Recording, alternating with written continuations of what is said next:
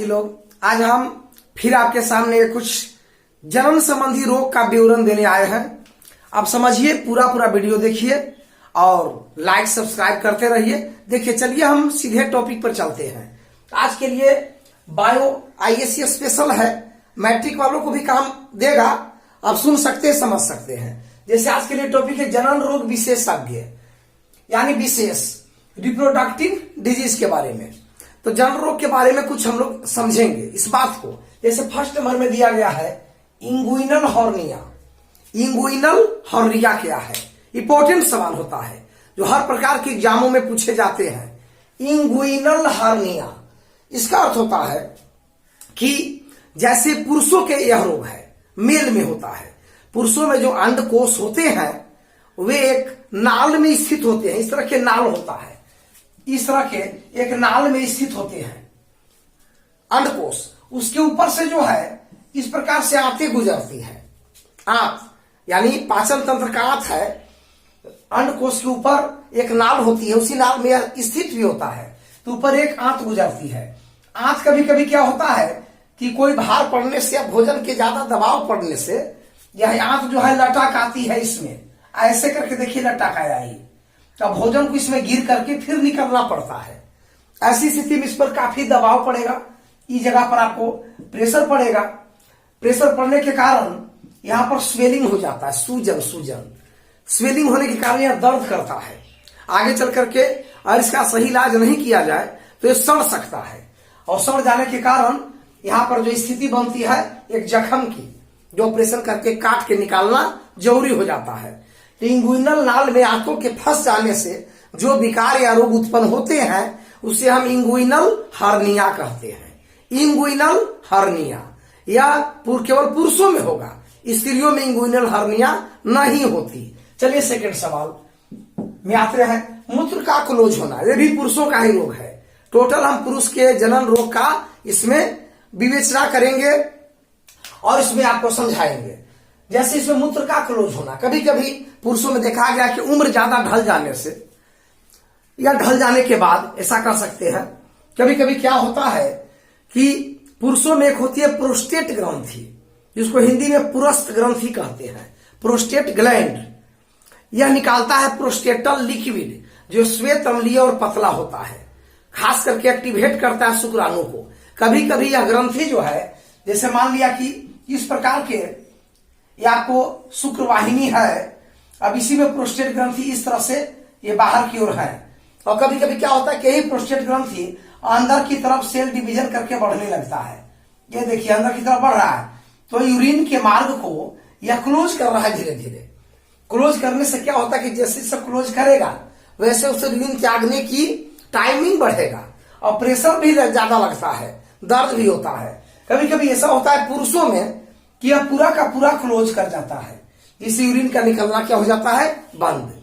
अब उसमें क्या होगा कि पेट फूलने लगेगा, वह रोगी जो है चिल्लाने लगता है।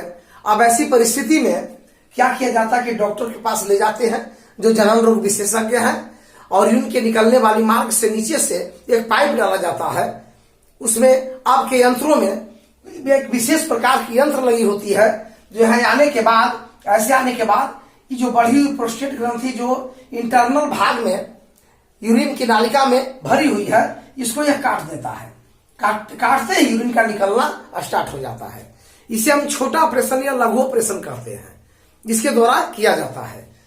कभी कभी यह ज्यादा जटिल हो जाती है तो डॉक्टर अपने तरीके को लगाते हैं। यानी कहने का अर्थ है कि इसको फिर कुछ बड़ा ऑपरेशन टाइप का भी करना पड़ सकता है, लेकिन अक्सर ही छोटे ऑपरेशन इसी प्रकार से काट दिए जाते हैं। तो ये प्रोस्टेट ग्रंथि के मूत्र की मार्ग में अंदर की तरफ बढ़ जाने के कारण मूत्र का उतरना बंद हो जाता है। इसे कहते हैं मूत्र का क्लोज होना। हालांकि प्रोस्टेट ग्रंथि महिलाओं में नहीं होती, इसीलिए यह रोग मूत्र बंद होने वाला पुरुषों में होता है, महिलाओं में नहीं। अब आते हैं नंबर 3 में, पुरुष बंझापन, मेल। पुरुषों में भी बंझापन होती है, केवल स्त्रियों में ही नहीं। जैसे मान लिया कि कोई भी लड़का अपने माता के गर्भ में पल रहा है, उस वक्त पोषक के अभाव में गुणसूत्रीय परिवर्तन हो जाने के कारण या कोई इन्फेक्शन हो जाने के कारण, कई कारण है इनके, कई कारण ऐसे होते हैं। ये कारण हो जाने के कारण ऐसा होता है कि उनका जो अंडकोश का वृषण है वो अल्प विकसित रह जाते हैं। अल्प विकसित रहने के कारण है कि स्पर्म बनाने की प्रोसेस को कम कर देते हैं या फिर बंद कर देते हैं, तो स्पर्म बनेगा ही नहीं, तो बंझापन हो गया, पुरुष बंझापन। तो इसे अस्थायी बंझापन कहेंगे। ऐसे बच्चे जन्म तो लेंगे लड़का, लेकिन उनके वृषण में शुक्राणु बनने की क्रिया उचित समय के बाद डेवलप नहीं होगी, तो इसे हम अस्थायी बंझापन यानी परमानेंट अनफर्टिलिटी के नाम से जानते हैं। परंतु कभी कभी ये भी देखा जाता है कि इसका इलाज तो है नहीं अस्थायी का। कभी कभी जन्म लेने के बाद भी वह लड़का यदि भट्टी के पास काम करता हो ज्यादा हीट वाला, तो हीट लगने से वृषण में शुक्राणु का बनना हो जाता है धीमी, या ज्यादा नशा का सेवन करता हो उससे भी धीमी, या दवा का रिएक्शन कर गया, या वृषण में इन्फेक्शन हो गया, इनसे भी शुक्राणु का बनना बाधित होता है। इससे भी मेल अनफर्टिलिटी यानी पुरुष बंझापन का जन्म होता है, परंतु इनका हम दवा देकर के ठीक कर सकते हैं। ये भी एक आप समझिए कि और कुछ ग्रंथि के काम ना करने से भी होती है। जैसे पुरुषों में क्या होता है कि एक ग्रंथि है जिसे कहते हैं सेमिनल, जिसे शुक्र द्रव निकलता है। इसमें आपको तरह तरह के पोषक होते हैं, जैसे फ्रुक्टोज हुआ, साइट्रेट हुआ, ये पोषक प्रदान शुक्राणु को करते हैं। प्रोस्टेटल द्रव एक्टिवेट करता है। बल्बो यूरेथ्रल द्रव या उसका एक और नाम है काउपर द्रव, जो जनन ग्रंथि पुरुषों में निकलती है, वह क्षारीय होता है। यूरिन त्याग करने के बाद यूरिन के मार्ग में अम्लीय माध्यम बन जाता है, तो अम्ल में शुक्राणु जीवित नहीं रहेंगे, तो आगे आगे बढ़कर बल्बो द्रव जो है क्षार से अभिक्रिया, क्षार अम्ल से करेगा। यूरिन अम्ल है, अब निकलने वाला द्रव क्षार है, अभिक्रिया करके लवण में बदल देगा, लवणीय माध्यम, और उदासीन कर देगा, तो शुक्राणु को आने में दिक्कत नहीं होती। और इन ग्रंथि से निकलने वाले हार्मोनों की और कमी हो जाए तो इस प्रकार से पुरुष बंझापन का जन्म हो सकता है। शुक्राणु बनेंगे लेकिन निकलेंगे तो मृत निकलेंगे, क्योंकि उनको उचित पोषक नहीं मिला, उचित माध्यम बनाने वाला हार्मोन नहीं मिला। कई कारणों से पुरुष बंझापन को देखा गया है। अब चौथा नंबर में हाइड्रोसिल का बढ़ना, अंडकोश का बड़ा हो जाना हाइड्रोसिल का बढ़ना कहलाता है। जैसे इसमें क्या होता है, लोग कहते हैं खड़े खड़े पानी पीने से भी उतार आती है, इसकी परसेंटेज 16% ही बात सही होती है, ऐसा कुछ है नहीं खास।